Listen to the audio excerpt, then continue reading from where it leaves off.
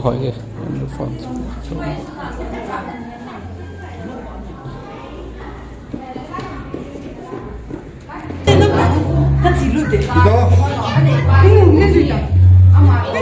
Sai download ya. Men society yang berbeda. Orang somsa simpong ning kate. Orang kamoya kiden and ngak ni tim hokit. Paudan tinga chen lakin go. Mission 21 January 2026. Part he 11:30 influence 11:45 lang hitan. Amen jisong ng hawin. Minister Kitchen ko hi Pastor Pagoma Gambi number 4 Pastor Kinwai Hom Payan Tin Phang Hoki Hokung Secretary Papat Nala Hokung La number 14 Hokung La number 14 jo dalam tahun itu Papat Natau Pale College Chairman Later to say Kwalum Thong Mai Cham Lui Dok Na Anu Dom Chong Mogok Phat Tin Tin Ku Labung BYD Insumi Te Phat Tin Tin Wa Choi La Nga Boy Ni Ute Phat Tin Tin Teng Le Hokung Phat Tukalahi Program Kumamin Anu Te di kat program itu cepat kalah nan di vision ki buat din jisung nang beles authority baksaila kolon kamledin paulinna gambi number 4 kinai papa kolon kamoja ipatu saila bepa patsaila tau le enkum tau pasulun mencernya dunia chamcha ki bai hom di training tuin Hokung La number 2 dari sini oleh kata jangan bosan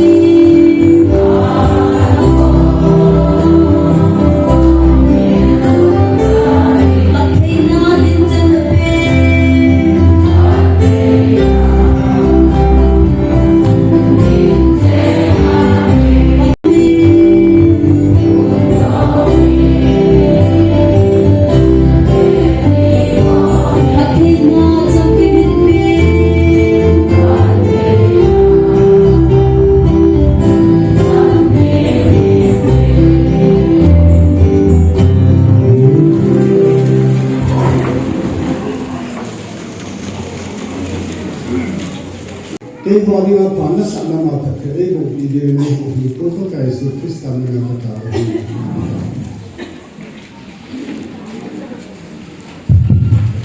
Ramadan na chala tin doin lem na tu sei pa hi thong ni tin lem na tu sei ni chai le mai cham lui do na anung dom chom ele ki go pai di ni ti ni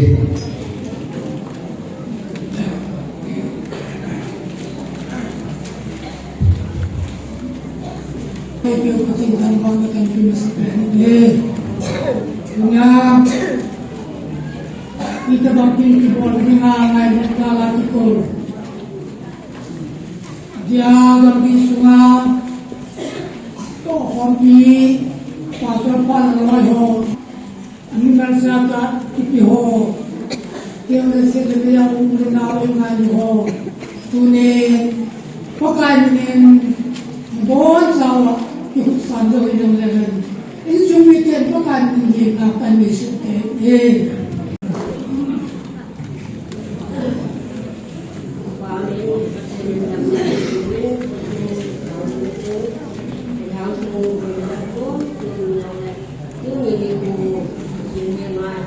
Ikaw mo, ito mo, kasi sabi mo rin, dahil natin nga yung mga sila, Kitini itong samta niya,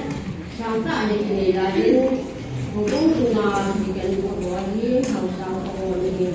Hingga siyang niya din dito matuloy kami ko. Kaya nila ang din sa mawat kong sa pagpapin ko siya. Yung sa penta, kasi ang sa yung ulit, bumati nga rin kasi niya. Kaya, dati na, na aman yang mesti parang din ay ko insumi se muna parang ay yung mga ko niya mo ay nila insumi tanong ikataban yan pa magana daw amalo kasi kasi wala niya hindi natin kini insumi ne natin Dintala walau kemudian dari tanam tak panjang, panjang teban ini video anu apa aku nak tengok. Andi ko na lang ko ni ko. Bukan tak tu tam pinolan nan dalam ba. Tapa dinga bang suci dinga. Namo yung nahukal sun sili yung namatulong sa kipapugan sili malong society nilong talipon tapi kalala tu jom sa kamuling din tunili ko kasi pa nga sa may lahir dyan mo tunili nilong amani patin lang ko katan na dyan mo pa aning nula pa ano nabubong sunga mipitian mulai na ano na patian mulai na kung ano ko kasi manila mipi hindi ko malo sin punya nulu patian ni nga bali tubing ma anu ni na kasam de halo lo na kan se to din kasi diam lo na ngai to din ke ma pa de kan di mai sa Macam ni apa macam sini ni tapi ni pilih aku na kalau macam perlu macam le patut cara aku din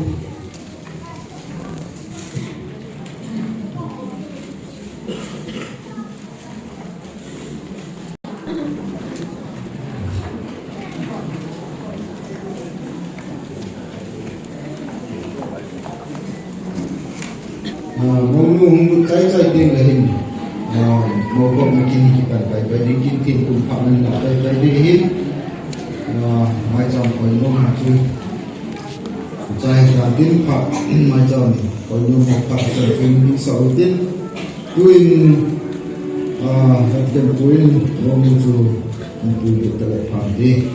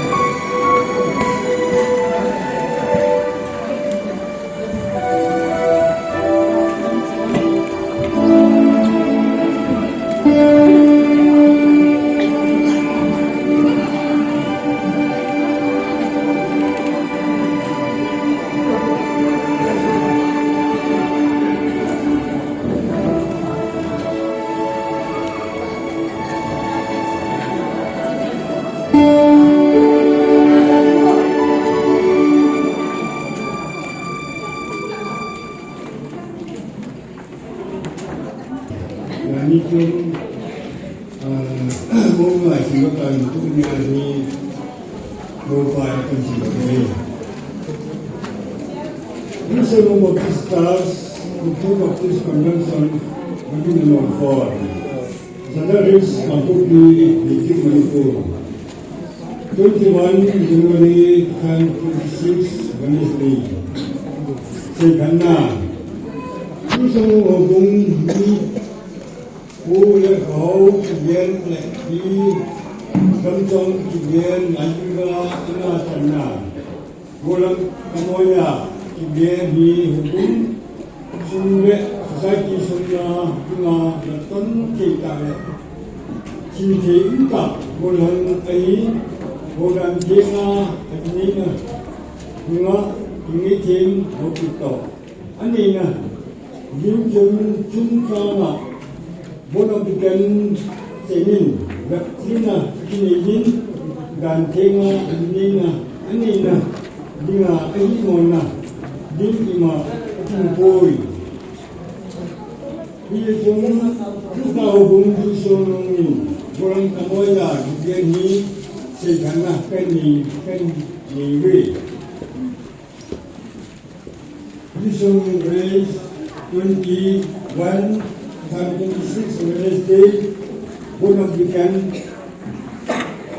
เรื่องเราบุญส่ง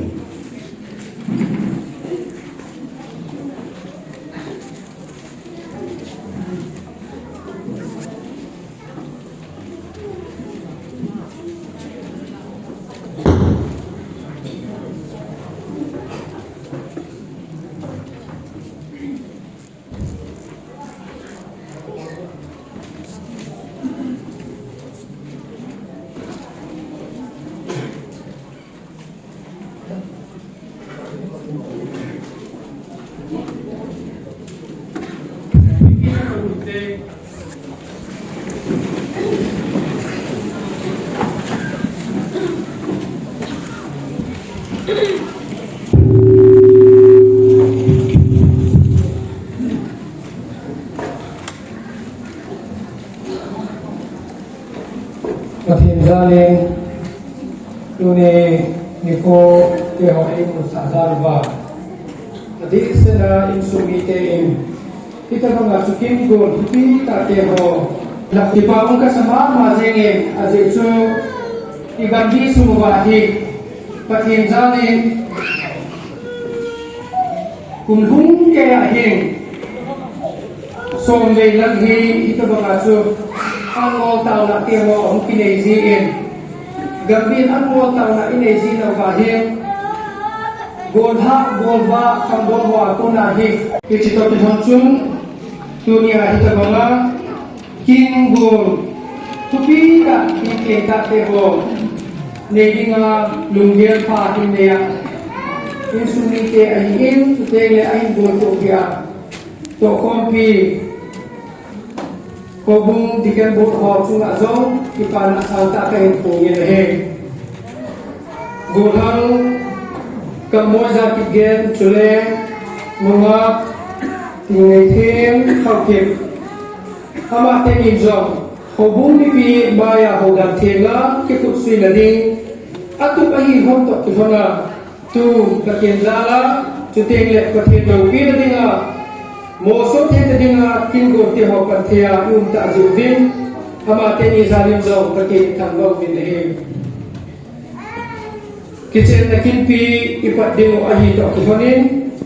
pathin tuthe simdo na inare dingo ahi kema ogingin insimi kate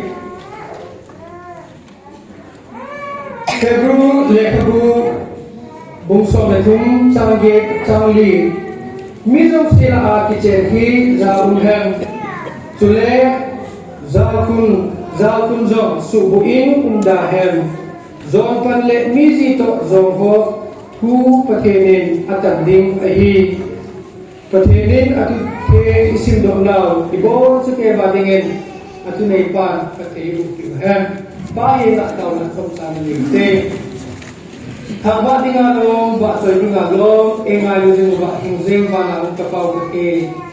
tuni ko hi pakai ke kon ka dinga kadle mi dhilo ni ko suteng pakai hita ba chu boy na sa chong chong ni tun khum ni ko hizing chong le na sa ke tuni ha hum ki khom no in ki suwa pakai hum ki khom ha zo sia ding ba ni ko pa ni ko lo pita Niso bin zo na misi ka kan ba ki ni pakai tu ni a kitse Hoda Tinga Kilopi tak kicir kinte ho ka himpat di ko hita ze Nahata kewa mo pakai ko kin akong kitagit he Tingla ka program te ho Atay na sana nang mamilopi na dinga to taang te dingin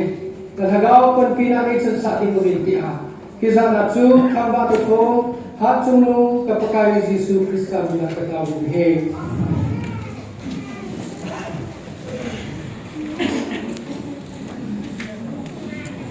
Hebrew book som letum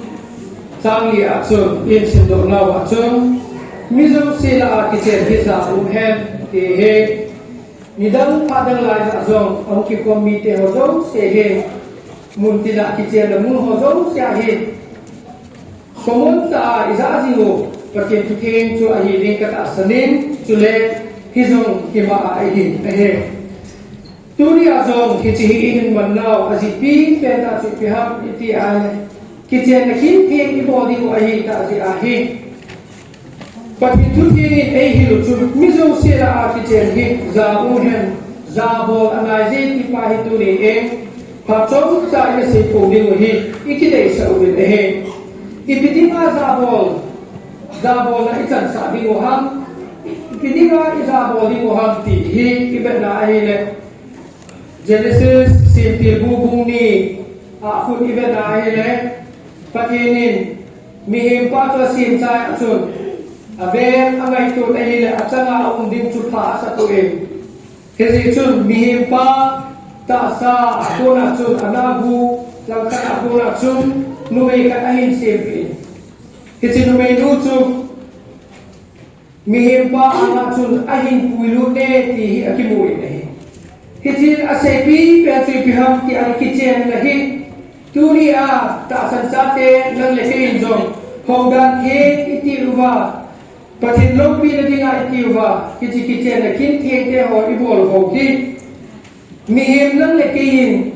in ki puda ule ikisim do ikilam do til do ai puin ama va sim til la ja chun patin ama ta e kitchen lahi edan hona Henta sutingle zabol dinga aga pudo ay tay ti pasu isay do romjo gibi kaya tupatin ama tain henta le zabol dinga pudo ay to wala su tuni azong he ade sana so piteni kamoy za pigel ay sutingle mga teenage okay ama teni inzo Kisi tuni a kinte yung tala dite ho kijele kinte ho ihin patpadi wahita sein so pitani tuni a nanok ta hana tinga nakigel ha thonto ahi to kifanin patin ahung ki kom nipi ang sumading najidinga nathen nunga tinei thebi amai ku hin hawdo dingen kain tewi le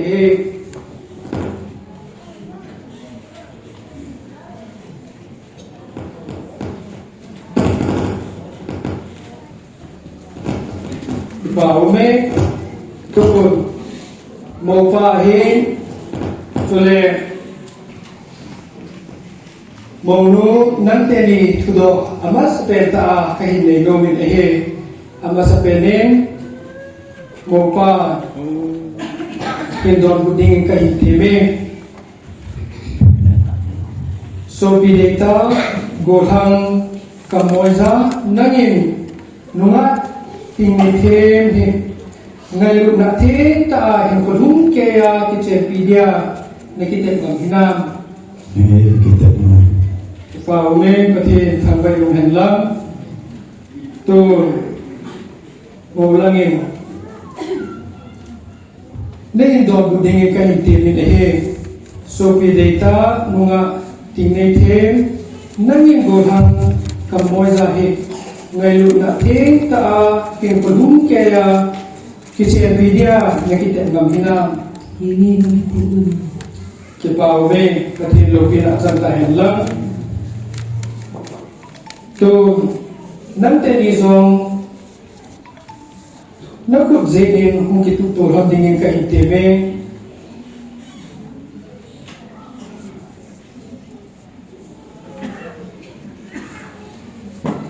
So biteni aku jela pang itu ai to kona kitena kitena hua kece tudo tutengle kitena hici ama teni in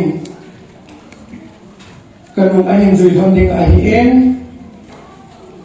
ahet to apang pangkipong nipiti hazo senzong lunggil ta inagai ha chi dinguvin pakai mining kahinti min ahin Maulang kung masanting kema kamoy nang ini thêm dan thêm ta ka inne pidinga takisan lut ngahitai wang sit pet hi hanlang wang khat pet hi zongle hau sat pet hi hanlang vai sat pet hi zongle dam pet hi hanlang dam lo pet hi zongle Tinam Eichen masang sekonin Ngai lu zingin tin Zen jing zing nami Ti Pakai minin Nakoma Kakitet me Ipa ume Tu Mongnon Kanin hinzui dingin Kanin heksa ini Kema Nangma dan thêm ta ka in nei pudinga ka kisan lut nei tai wang se pe hi henglang wang ka pe hi zongle hau sat pe hi henglang vai sat pe hi zongle dam pe hi henglang dam lo pe hi zongle tinam ei khan masam se ngai lu zingin ting zen jing zing nami ti pakai minin nakoma kakite me katin lo pina santahan lang aba na he kudzema kitip na kiteng le kok na ito ina sada pa yung hinting tun nanti ni nakikaa nakita na hon het jing na dinga mo langin mo mobil lang niya kinbupi dingin kahintimin ahin mo langin ay bupi ay ito isonin so bi kamoyin kanung hinzoy dingin kahintimin ahin kema Nangma Hice Kudzem Kabupia Konahi Ngailut Kabeksa Kaneizo Sele Kema Zingzong Nangma Dinga Kakipaldoa Papate Sabapate Sule Agak Peng Patin Minin Nangma To Icega Kahitai Tia Kakitep Kahi Kipa Umeng Tu Mungeng Mulang Lewatsun Kahin Bukit Kahin Biasa Nangmanzong Kahin Bukit Hito Kena kanung henzoy dingin kahinti mo lihi kema nangma ichikut zem kabupia kunahi kanailut na kabeksa kanaizose le kema zengzong nangma dinga kakiphaldoa Papate Sapapate Sule Agauti Pati Mina Nangmato Kicenga Kahita Ti Kakitep Ahi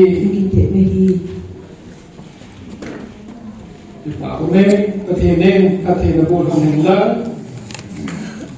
ตัว declaration ที่นั่นเองว่าไอ้ตัวนี้มีปีของเขาเจ้าที่เราสิ่งที่จังถ้าเราดีกว่าที่ที่จะ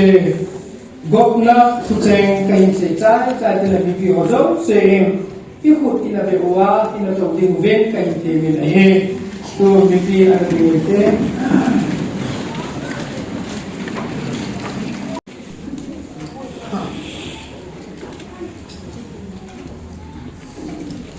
Sopi de kateni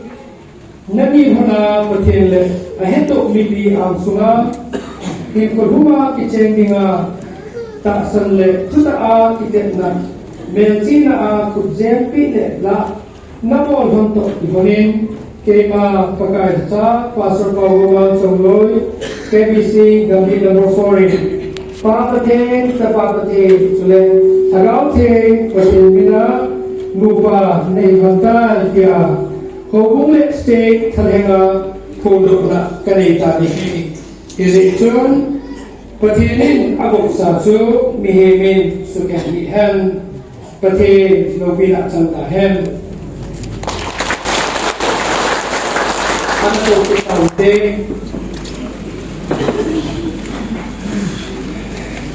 tun Maulang le memuncul umdir sukin teman patin hinga babuna tuti akan lagi ngahe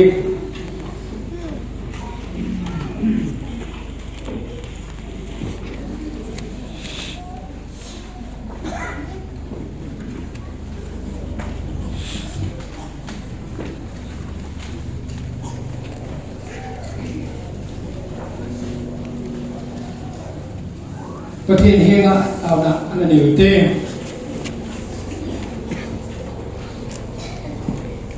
ในลุงจากคริสตาโซปีโมโมเอเอ็นจุดเองเทียมเอเอ็นอับราฮัมประเทศยาโคบประเทศไอซักประเทศชูนับประเทศเล็กนักยังไงนะโซปีหิจิงเซงเห็นลังตัวกาจินนบายโกนนบายฟุนินนจิงจิงเซงเขาเห็นPakai in abai ba chun nasal ba jing zeng han lang thil se zo sia kona na dal do zeng han na chi na chan thona na pha na chan thona pakai na pathenin na thon pi jing zeng han lang chule na pi jing zeng ta hen tham va ding a lom va choi ding a lom engai lu jing va hin jing va na ka pa ke tu ni ko thata ni ko lo pi ta Ade sana kasupi momoile te pakai nama in pakai in kodam na te ho na pi a tuni ko te ho a zo nangman sinti laiza aden hora pakai zabo ding le tin ta nana kudo kichena kin te ta chu tuni in na cha te ka hin na zalven tuni in jong na ma min lo pi na dingen kasupi te ni pakaiประเทศนักมาเอเจและทุกที่ก็ต้องมุ่งดูโซยจะเป็นมิจฉาศิลป์อาร์คิเทคที่จะอุ้มเห็นอธิบายกันที่จริงก็สู้พิเศษนี่อินจงpakaiประเทศอาดัมไลฟ์สุ่มเสียบนะตัวนี้กูเกี่ยมันจะจ้ากันอีน่ะนับมินที่เที่ยวกันมาก็บอกนัดเที่ยวให้จ้ามันอันไหนพอนะpakaiยันที่นี่เห็นหลังหาสันนี่เจ๋งลงเลยpakaiประเทศบางเด็กตาหิวอาการคนละจริงไงpakaiมาเตนี่เห็นป่ะอาท่าเบงตัวนี้กูอากูเนี่ยเห็นป่ะลูกป้าอินคนไทยที่อันนั้นจะจ้ากันหินก็พูดโดยเห็นป่ะเมื่อมามีลูกพี่นักที่พูดโดยนะเห็นหลังที่พี่จิงคนมันยังเองจงนับเทบุตรนะก็ยุ่งจุ่มปีนจุดเองเลยนับท่าละจุดนับตุกเด็ดจริงๆดิ่งเตียนอาณาเกตาวิเฮตัวนี้นี่คนpakai insumiti aku ne macam kasupiti ni adina kita nutsu kapakai data mengenai seluruh Kristen nak ketahui ni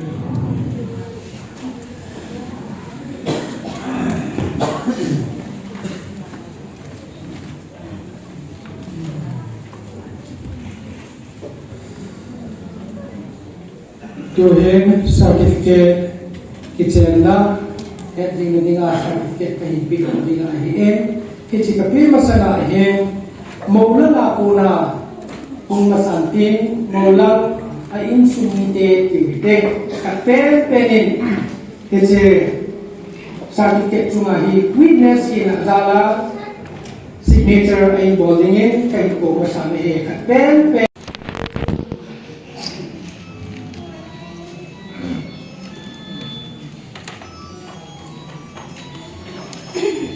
mula na kuna signature kitay chale tu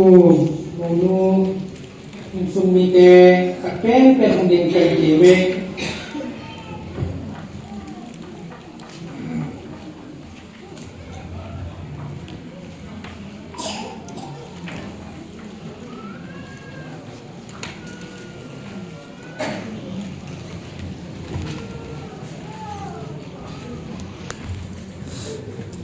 witness ko rin signature ay kacay isonin kay mga certificate ikapido masanin simple na hinizing kate Cookie Baptist Convention Marriage Certificate. This is to certify that Mr. Kamoiza Kipgen, age 27, son of Lekohau Kipgen, and Miss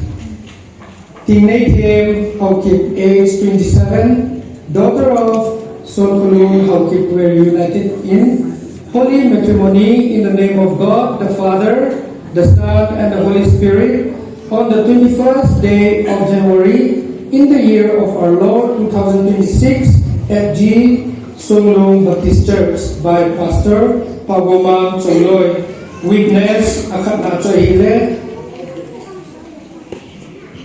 Room Ayin, Anila Achon, Hengomang Haukip of the bride, Aye. What God has joined together, let no one separate it. Matthew 19:6 Ayin, Kichiahim. Official Council, Cookie Baptist Convention, Gabi number 4, Akitanim, Chutingle, Pastor KBC number 4, Silutok, Suizong, Akikai Tahin. Ayin. Pati ano pinadingin kay Kate.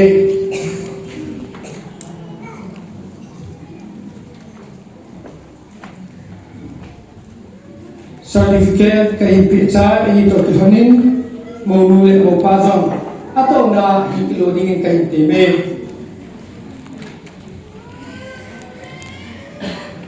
maulit mo paing atau na ahin kilo ito kihonin kay mazong hintimpo na katong naa kitsasamsut at say na akong hintim to conductor book na kato si kay kita kipae Paun in ke hoi chai ta un tuin wang bang chang ke tin labung BYD o phanung tin BYD ong chai chai ting le in sung ni te ni ki bo te win het san ke ni ne ki ka chu dai sen malam ki na pathin bo sin khalin din chal naw hin na in chen lo chen chole ne na nga in pathin na malam pi na pathin bo sam jing han ti chu ha se inen naloy na go na sa nakam tanas dunia chai na hin da khamin naloy na go wi wa ni de pi thei na i ma cha ka bo pi thei bo he ji ngai lu na zem ko ni o cha hi kai si be be he ji ji ngai lu na zem ko hi kai si de lo go on so zem boy lo go tang pa ka moya ke chu pathin han jang ko na di goi thong na in thong min la nu di mai ki phol ki to present in su ka sim pom dia chu le zo tha in moya he ki ko si na hi dan hu ki di chu pathin no pi jang din anta kai ki pa bi de dam sa pa Baptist Department di Song Baptist Church ke di sing mi Berfo Kamupi District Mungko 21st January 2026 Hichi kan bi do chai chai de pathin ba chula bi wa ni ba na sa don hang din hichi sunga hi mo hi mo la bi hi ni ti pe to di ni kai ti me don ma de ni hu ni de tin chi bi do ni ni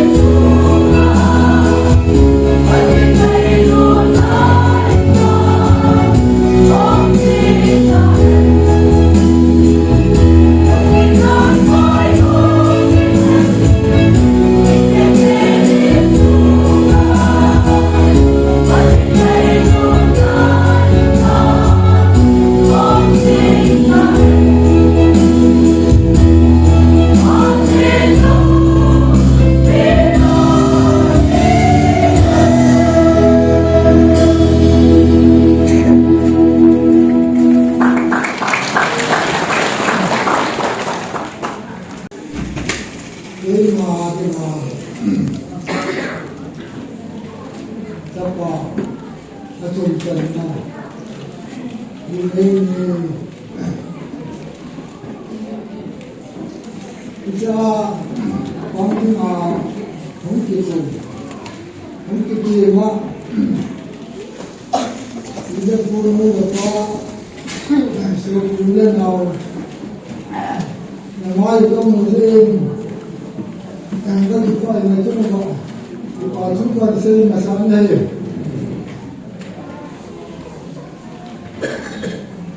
เนี่ยนี่สักทีเลย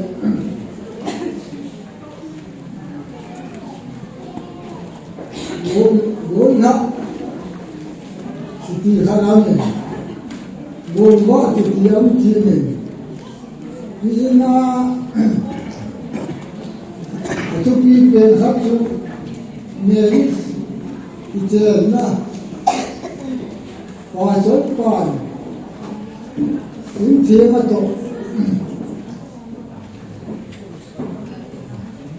ถึงเที่ยงที่ตรงที่อยู่ให้ถึงเที่ยงตรงเต็มนี่งานนู้นโดนทำพอเห็นแล้วพอจบก่อนเห็นแล้วไอ้เนี่ยเจอที่เห็นแล้วเที่ยงเลยถึงเที่ยงแล้วที่ตรงนะทุกปีน่าดูปีน่าดูอันจอยสาวดูเลยอันดูปีสาวดูอันทุกปีสาวดูมุปีเดียวอาทิตย์ตัวน่ะพิจิตรเที่ยงพิจิตรเที่ยงยังดูปีสาวดูเลยยังจะให้ดูดีกว่าทำไมจะน่าอาทิตย์น่าก็ดูน่าว่าที่พอให้ยมต่อไปยมจะพิจารณาอะไรนี่จะน่าที่พอทุกคนเสียทีเลยตัวน่ะ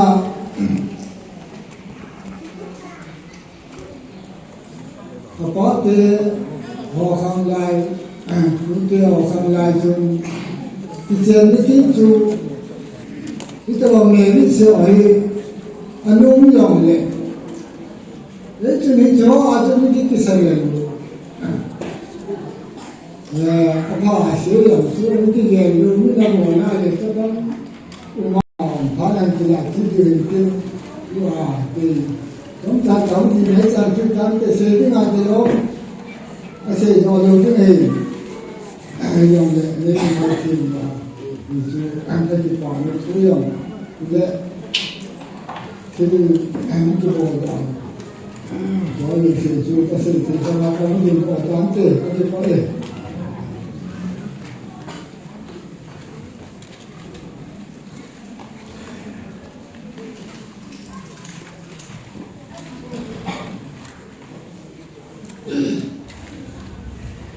เป็นปีเลยเป็นหลักสูตรไม่แบ่งเป็นพานาพาไทยอยู่บ้านบางเดียพาไว้ตัดพาโลกิตาเอพีสิมาสั่งเกี่ยวกันทั้งนี้ยูนิตพานาโอมาลายผสมของผสมเฮาสับปูจุเลปากายจะกินเทียมปูจุเลโอวิลังกายปูก็เอาวิลังกายเจนจุเลปูก็เฮาสับเสียมาสักอย่างนึงกระดานสตาร์ทบอลสตาร์ทเนี่ยจุเลอันนี้ของวิเดโซถ้ามันกำลังจะมาว่าที่เขาเป็นอะไรบ้างอ่ะนู่นนั่นเป็นสิ่งนี้แล้วจุดที่ปาร์ตี้มันเป็นที่นี่เกี่ยวกับสิ่งของตัวตัวกับวันจันทร์เสกตามเป็นที่อะไรมุ่งเตะมุ่งเดียวไปหินปะขับมุ่งเตะละอันเดียวเป็นมุ่งหินก็มาวิลเลียนเป็นเตะหินมุ่งเตะปีเตะมีลีโบงามุ่งดีงาเอาไม่ลีเอาไม่ตัวนั้นมุ่งเตะแล้วก็ทำอะไรเป็นลีโบเป็นอะไรเป็นลีโบเป็นมามุ่งมาจันเกศนี่เขาต้องการเสียงต้องการที่มาเขาจะเสียสุดท้ายมาคนคนเดียวขัดมาแล้วkakak abang ibu ni sepuluh in sini pasal pahin sini dalam tempat punya kan punya dia pundi dari punya kan dia itu asli zani kimbang sini meminta lang sini ya jadi so kita nak kita afel deh akan cakap tu sini kita lagi kari lu sahaja sih bukan Oh, itu salah zina. Akhirnya tu ni kalau bisa untuk juga segi patuh dan sepau boleh ni ada bang. Kemudian orang suami wanita nak puni boleh lagi kau semua ni. Ama sekian kita awal sejauh ke aku lah masa apa nak masa kalau dia tu mau ke pasang sejauh ke hello in. Kita puni apa pun kita orang amun kita pun kan dia mesti pun kita asal kita pasala tak ada apa pun masa sekian ini kotor house mungkin tu aku yang lang kemudian hasil pilihan ke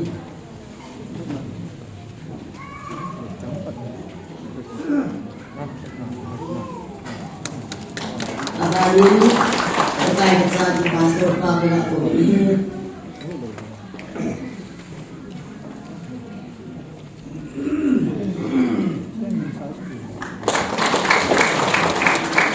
Karena wajah putih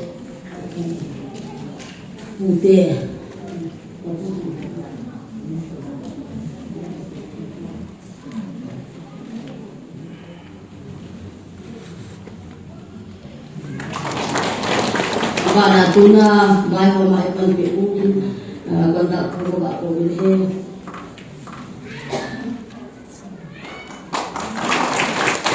Tipe juga saya pun di pasaran desan pilih tunggu beli kena kapan sekali.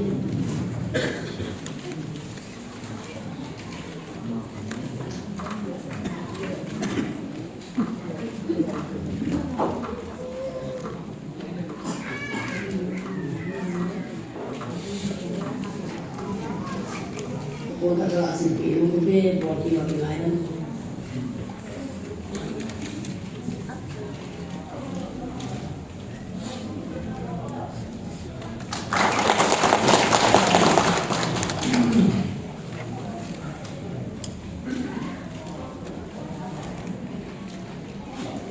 Dapat saya penting Abang waktu ila mak boleh mendidik mak kibuk tinggalin mak lain saja yang putih pak ini putih pak minum yo bayi ini dan kesini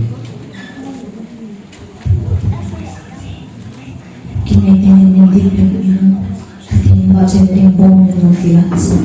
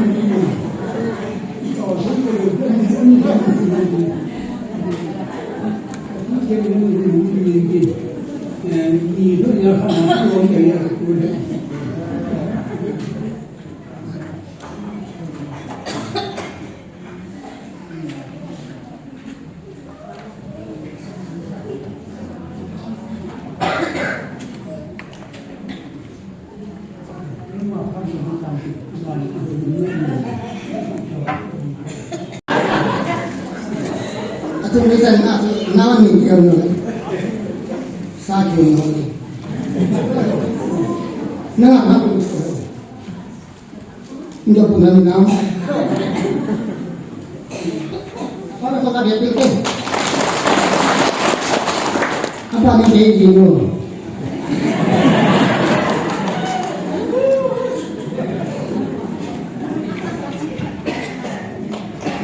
Kami. Saya ni, amas lang apat din na kami, kasi nakan siya. Lain gusto nga, pusay mamukon, lang mamukon, mamili, sama pumungan, kuhin, kayo nga. Lain gusto nga, lain gusto, ano siya na ako. Sangat ako sa kulit ko, September 21. Itu hai ko la lu ne yang kesan nada kala ang ke ha ha laya diso nga putia hon ai do ho gam lu ya ai do hon ai do gam ai na le ja ya la ni la ko mo chung ge ba cha ban he pha ai ba men la ma putia hon gam le na no ni ya gam lu ya ni ai do ku ni ja lu su ni song ku ni ku ja song lu na su bin Hausa sulaya dengan tenaga mengambil di hari ini ada semua orang semua rumah pun jadi orang sih macam mana patut kesini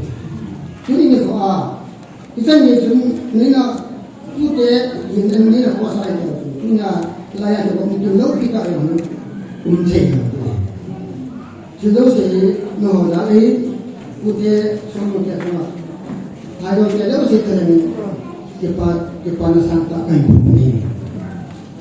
Kita diharuskan hayo no mau saya bilang, itu hayo lau kalau hayo kita tidak boleh. Cuma siapa yang lebih itu semua mungkin sukan tak mau.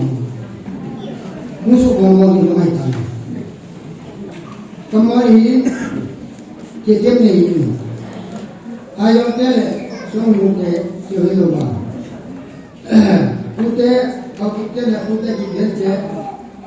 kita ada kalau kita nak umpan dia kita sebut konten pengen bilang abang ke orang bilang kalau kita niat bilang orang bilang isu putar itu setelah napukum kami namin lapan ang siyang sain tin kan sikit ni mina sikit si wala mapakai ni ada ni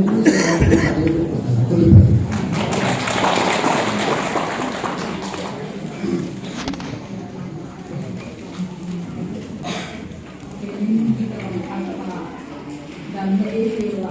mau bikin kawan sama orang itu jadi apa kamera ini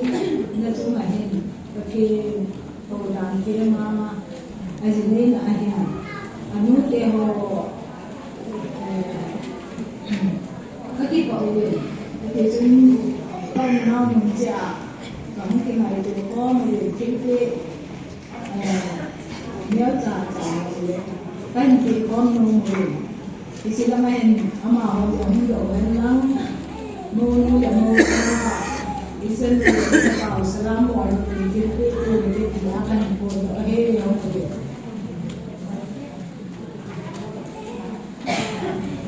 Wow, nonton berita.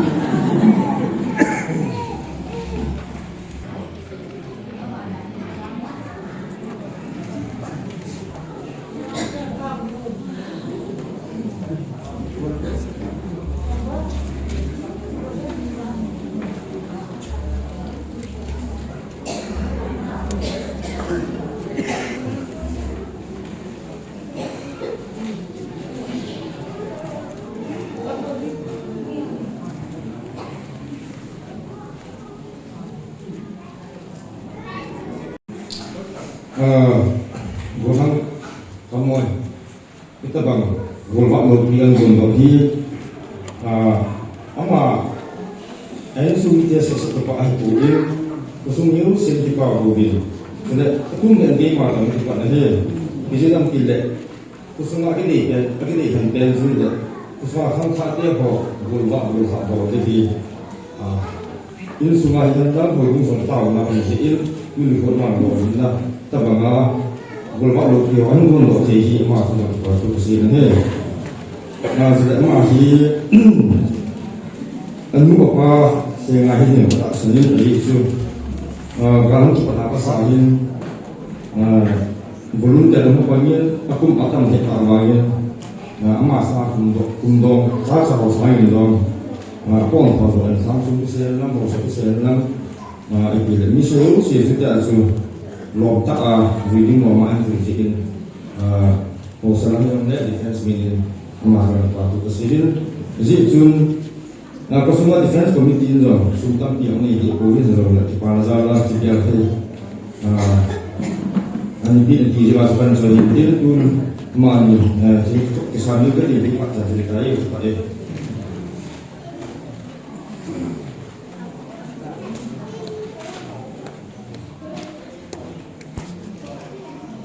Kilo pita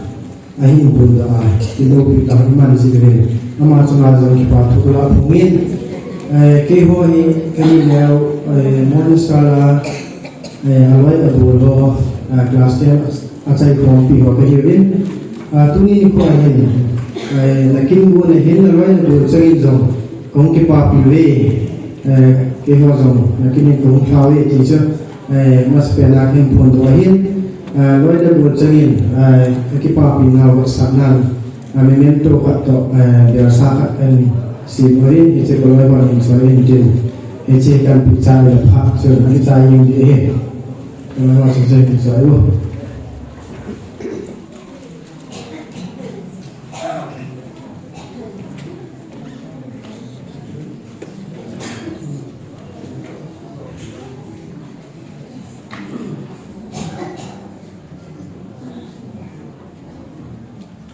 Kepawin, kecinin, mabangin, insian si mundahin, izakai Pinilinin, hinsing patinin ay nagulpit ng nahiyaw sa inyo.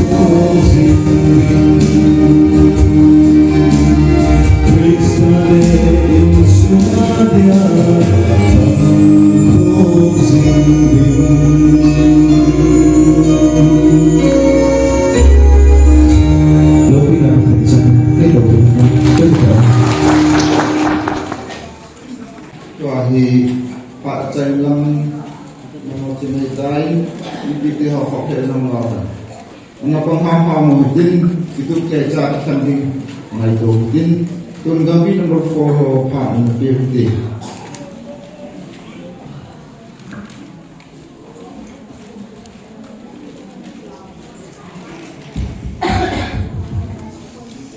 Amma sa piyan ng patay biyo ipaw pati kuwain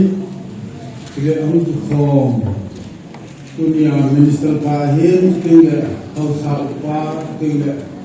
ka ang kalsong na nato si Lebon jalan pakai Yesus Kristus ini kumta ahi to han kumta salam kan boleh nhiều like cái gì nhiều like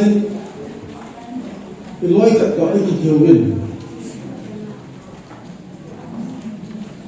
bây giờ thì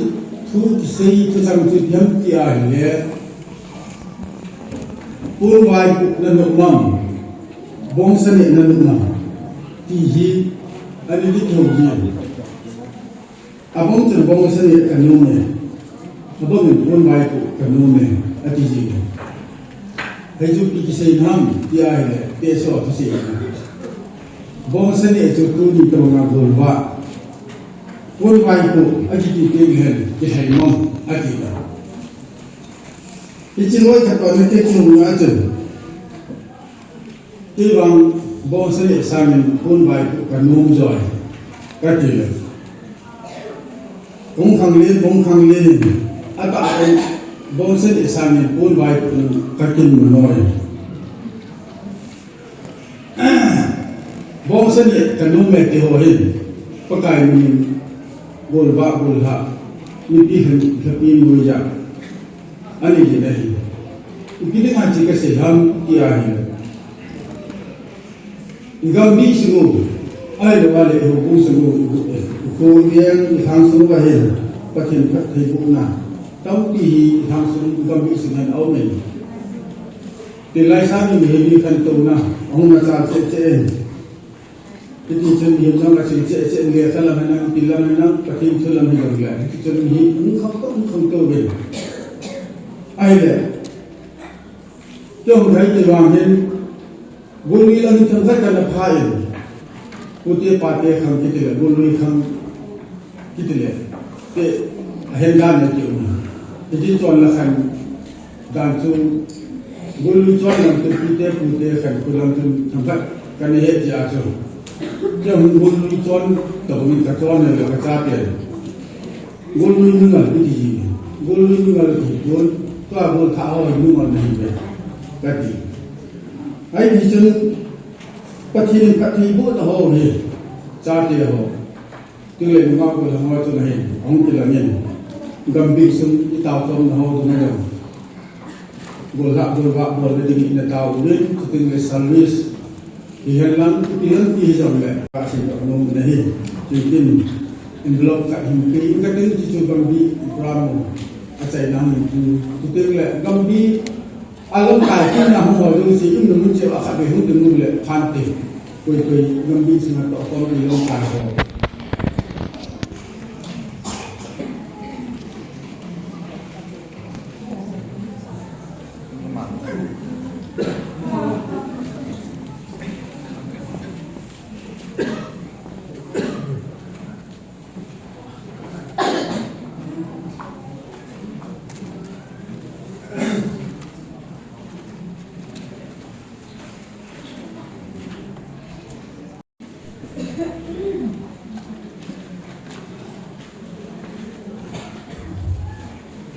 Amasan bong phat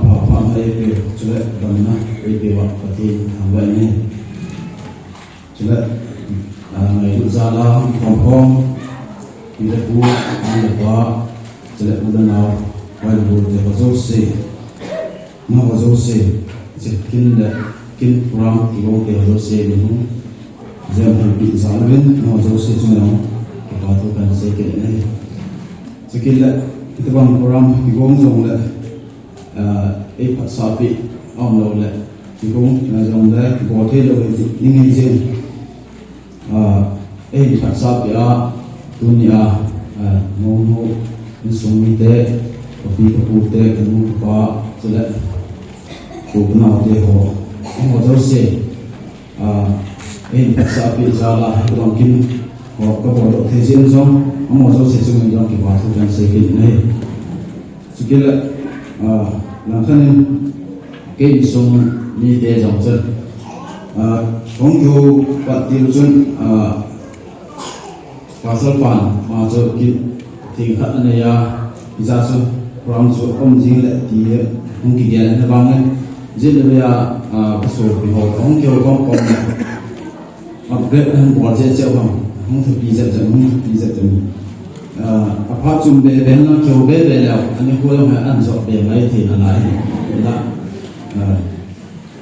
apart from the ko mo na kyo na apart from lo le ku ne san ni ta ni chun kan ko be nam an bo do le mo zo se chuang ki pa thu kan se ki ne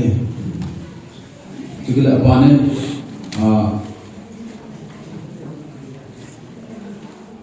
Pasal bahin dunia kin tempoai bandi wau ini sikila hubung alam kahwahi mozo situla kepatu kan sen apa kinan zu de kanglai de kita bang ram ki gon le depression he so that jom na to tampi omji isozo se jam homon in board win iti hoi hom en yang sakit tim yang lam hoi hoi thi lampia alula sil oc achi tu hin dinga ngo se in bun tu ki wa depression hi chale wa chale de wa hi in sim bi wa in sa pe siwin atum ben ho do si jong wa tu sai kin in pha jong ke pha jong sai kan te tu mas be na ding hobung na ko len ngkat ni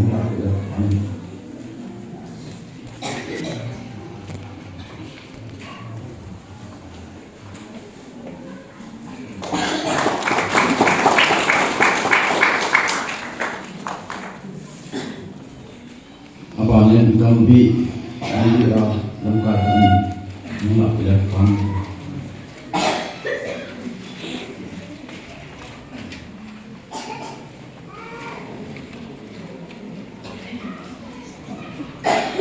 Kabanin hobus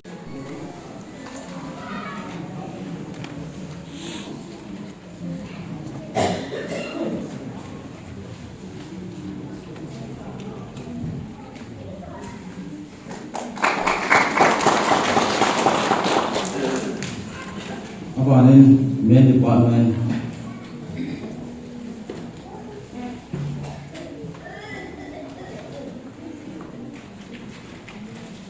Bana women department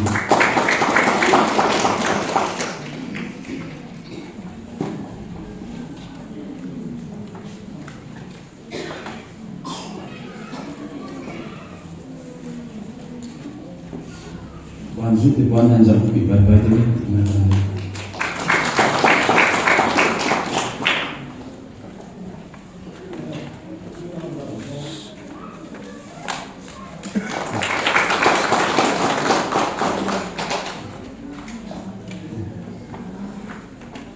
kema ramkan pakkan luna waktu kan saya ni sudah simpelnya sasakan pilih bol kier saya film nak mai kami ke tempat sansukan deh sarwa udah lalu kita itu ancan yang lalu cimian lalu bawa yang lalu ayo dah dunia itu kalau sih kita mau ngomong ini kita pilih kita mau ngomong aku ngomong ayo kalau situ orang waktu bersih itu ni kan pada bersih ni orang tu sih tu. Tapi kita ni kita kita ayo waktu ni zaman ni kita seselam kita bedi ni kita. Ini kita kita dah tu. Dunia ni ที่ยังทำอยู่ว่าที่โน่นนี่ที่จะมาหอมตะของเรานะเราอักลากันเลยอยู่อักเวลาไม่เลยโน่สุดว่าที่จะสิ่งนี้คือเนี่ยตัวนี้มีส่วนเด่นก็เราจึงส่งอยู่แล้วเราส่งอยู่ตรงนี้เราตั้งส่งตัวเสียดูอันนี้ที่เราจะทำบอลลูนดูที่เจ้าเลยเราเสียงตัวเราตัวนี้โกงบอลสัตว์เดินเราเดินไปเจอเลยตัว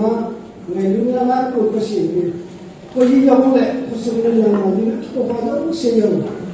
ที่ป่าขนมตาเดินที่สุดเลยตัวเสียงที่เห็นตัวเรื่องตัวนี้มันว่ามันให้กินแล้วถ้าจะหอกแกติดเล่นก็ต้องสังเกตมองซาวิจารณ์เนี่ยปัจจุบันอับดุลสัตว์น้อยตัวน้อยตัวตัวซาที่สลากมองซาเป็นน้อยหรือที่อย่างมองตัวกว่าที่รักษาที่นี่ตัวเรื่องอะไรล่ะว่าอายุที่สักการที่นี่เราเนี่ยคุยกันยิ่งเราไม่รู้ตัวเราทำผู้ให้เรามองว่าเลี้ยทำทุกทีที่คุณเสียเสียอยู่อย่างนี้ก็มาดูลงท้าอะไรเลยกูก็ที่จุดที่เราคนเดียวเนี่ยที่เลี้ยเองไอ้เราเนี่ยอามาเอาไว้เลยที่มันสักที่อยู่เราดูเป็นเยอะเราเลยกูเดินนี่กูไม่เจอเลยกูจะไล่ตัวเราขาตัวเรามาที่มันตัวเราดูสิเราบ้านไหนเราไม่หาเงินขนมตาพันลักที่เราไม่หาเงินสักทีเราคุยกันแล้วทีนี้เราคุยกันนี่เราถ้าเราตัวนี้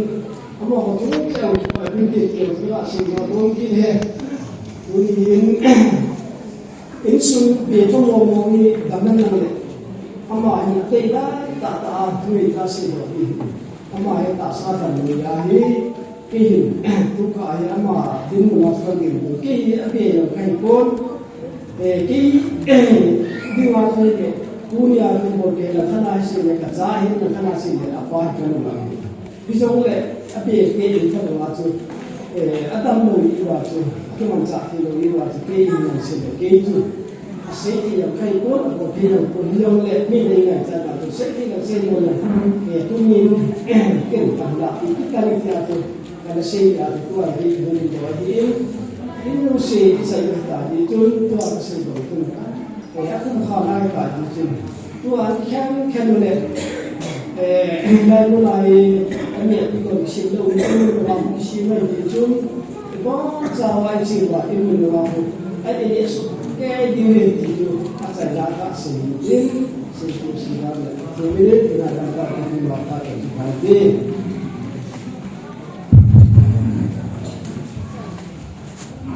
Pada tu, China. Yang kita pun betul bagaimana tuahi patkum khana tahun ini pasal menjamin din pakai le informa dengan tahun ini din zaman ini jadi patut mesti dicari kan pat cemca ini mana sungguh ini film bol kilo TV bol kilo kalau ketemu ini ada mungkin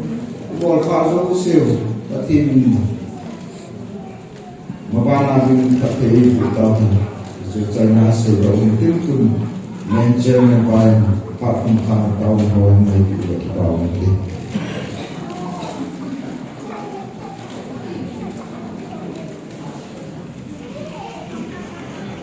dipanggil tak sadam sela akhirnya Pahina tahu ini tahu ini wale resi insima wadosi yang insima kapati pakaian jika resumnya mereka ini musuh karena pakai pun perlawan pakai tuha cai dalam muat yang berlipat pani pilih kerana minum tidak ini tidak pakai itu mengpakai huai pakai bidang tak mahu Kita mengpati bahawa pakai berkilo sangat pantas. Kita mengpati bahawa agak pakai lesi bihim keginawa pakai. Pat pakam nau sungai yang pakai nak malu bina gelo rumah. Lesi na pakai gelo bisa nak koi kosa nau tinsa pat menggunakan tak semua. Ama walau saya pakai makanan pakai pat menggunakan gelo pat. Lebih kawan kini hi le pakai hi pi cái khó khó tiêu là pakai le lo phi ya du ni no pakai le pa te pakai hiji jun pakai le pa mi pe na la pakai ki pa na ko se bu win pakai je ko ni mo mu tu ta san pagawa da mo ni ko lo pakai no ni su ki ki wa na lo pi na pakai je ko kan ni ki pa na le lu mo na cham ai ki nang man pakai le su ki ni ka pakai ni ka ta ro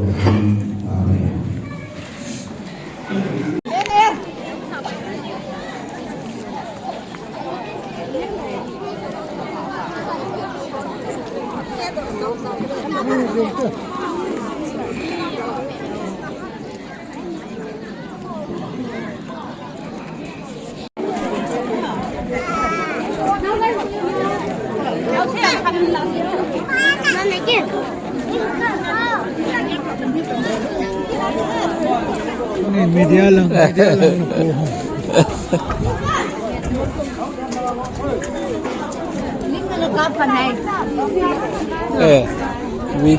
video yo kala video yo phai hoi ne lo na kan ne na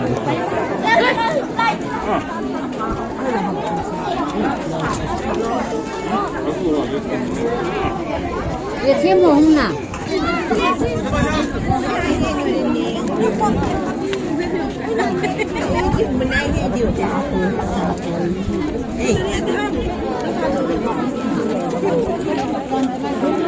ra huy là cái này tạ xem đẹp thật đấy có sao đó thì nghe thì có sao mà có sao không cô có sao đó nghe thì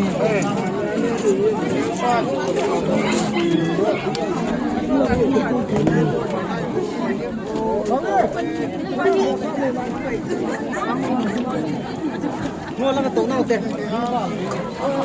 phải xem không